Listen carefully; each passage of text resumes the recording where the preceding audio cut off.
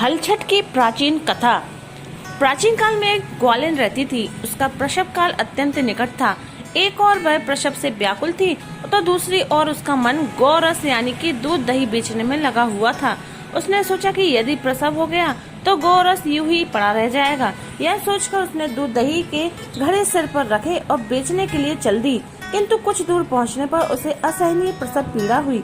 वह एक झड़बेरी की ओट में चली गई और वहां एक बच्चे को उसने जन्म दिया। वह बच्चे को वहीं छोड़कर पास के गांव में दूध दही बेचने चली गई। संयोग से उस दिन हल षष्ठी थी। गाय भैंस की मिश्रित दूध को केवल भैंस का दूध बताकर उसने सीधे साधे गांव वालों में बेच दिया।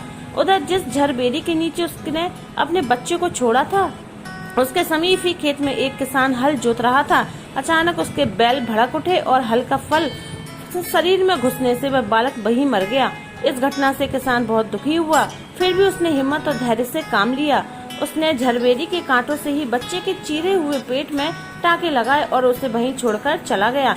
कुछ देर बाद ग्वालिन दूध बेचकर वहां आ पहुंची। बच्चे की ऐसी दशा देखकर उसे समझते देर नहीं लगी कि यह सब उसके पाप की सजा है।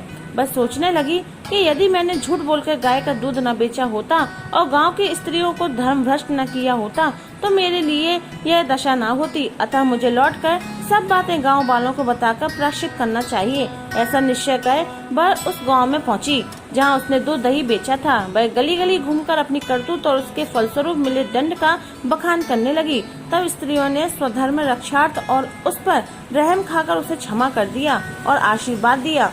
बहुत सी स्त्रियों द्वारा आशीर्वाद देकर जब वह पुनः झड़बेरी के नीचे पहुंची तो यह देखकर आश्चर्यचकित रह गई कि वहां उसका पुत्र जीवित अवस्था में पड़ा हुआ है। तभी उसने स्वार्थ के लिए झूठ बोलने को ब्रह्म हत्या के समान समझा और कभी झूठ न बोलने का प्रण लिया। बोलिए हल षष्ठी मैया की जय।